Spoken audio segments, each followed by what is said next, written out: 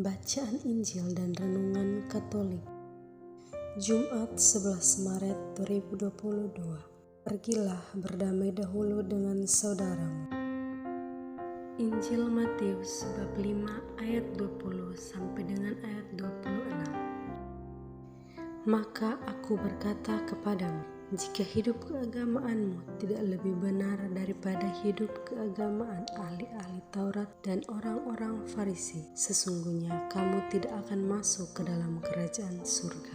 Kamu telah mendengar yang difirmankan kepada nenek moyang kita, jangan membunuh. Siapa yang membunuh harus dihukum. Tetapi aku berkata kepadamu, setiap orang yang marah terhadap saudaranya harus dihukum. Siapa yang berkata kepada saudaranya kafir harus dihadapkan ke mahkamah agama, dan siapa yang berkata jahil harus diserahkan ke dalam neraka yang menyala.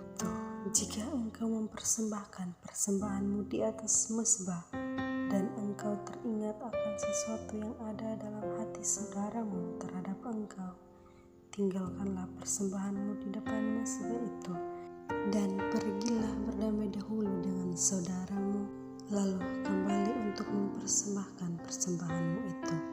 Segeralah berdamai dengan lawanmu selama engkau bersama-sama dengan dia di tengah jalan, supaya lawanmu itu jangan menyerahkan engkau kepada hakim, dan hakim itu menyerahkan engkau kepada pembantunya, dan engkau dilemparkan ke dalam penjara. Aku berkata kepadamu, sesungguhnya engkau tidak akan keluar dari sana sebelum engkau membayar utangmu sampai lunas.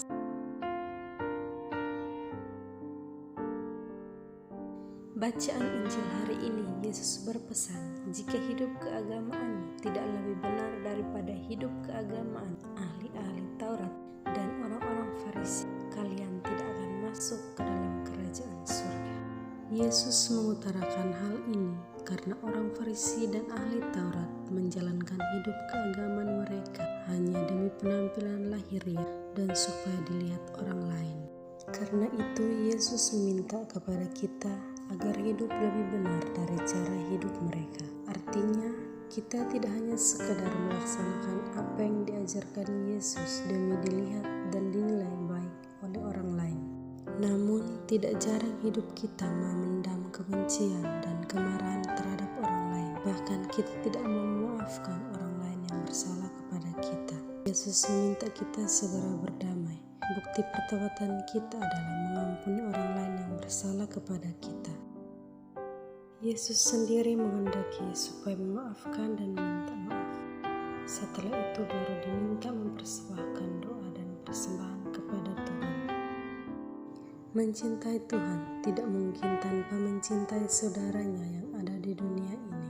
Maka kalau kita ingin berkurban, berdoa kepada Tuhan, dan masih sakit hati kepada saudara, maka perlu berdamai dahulu.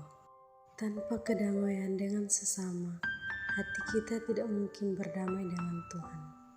Kiranya melalui sabdanya hari ini, kita dibaharui sehingga kita menjadi pribadi yang mengasihi Tuhan, saudara, dan sesama. Amin.